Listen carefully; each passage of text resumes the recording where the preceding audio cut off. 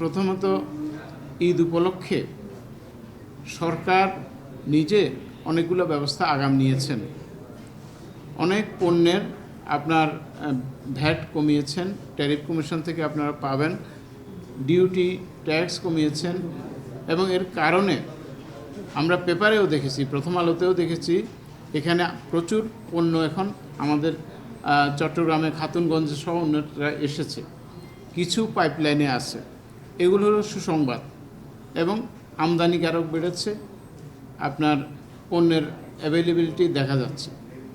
এখন রমজান উপলক্ষে এর পরে যে আমদানি থাকলো, পণ্য থাকলো, কিন্তু বাজারে ভোক্তারা কতটুকু সুফল পাবে, সেই ক্ষেত্রে আমাদের যে কাজ, ভোক্তা অধিকার সংরক্ষণ অধিদপ্তর, আমরা আগামী 21 তারিখ থেকে, অর্থাৎ 21শে ফেব্রুয়ারি থেকে 1 মাসের জন্য প্রচলিত আমাদের যে তদারকি কার্যক্রম, তাকে আমরা ডাবল করার উদ্যোগ নিয়েছি। প্রত্যেকটা ডিসি অফিসে ওনাদের যে প্রচলিত যে টাস্কফোর্স আছে, বিশেষ টাস্কফোর্স কার্যক্রম, সেটার অতিরিক্ত আরেকটা টিম কাজ করবে এই 1 মাস। ফলে আমরা আশা করছি যে আমাদের এই তদারকি কার্যক্রম ভোক্তাদেরকে অধিকতর স্বস্তি দিবে অবশ্যই।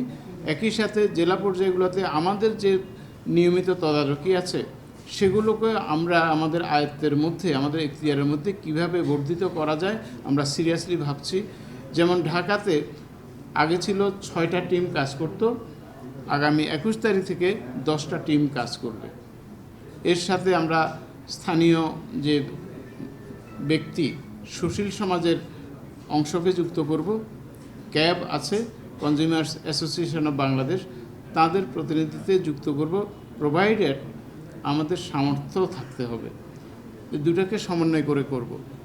আর আমরা যেখানে ব্যত্যয় দেখব, এই টিমগুলো প্রয়োজনীয় ব্যবস্থা নেবে।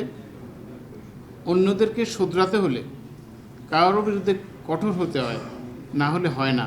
সেই সমস্ত ক্ষেত্রে আমরা কঠোর হব এই বলছি, এবং এটা কন্টিনিউ থাকবে 1 মাস। আশা করছি এটা সুফল দিবে সবার জন্য। Thank you.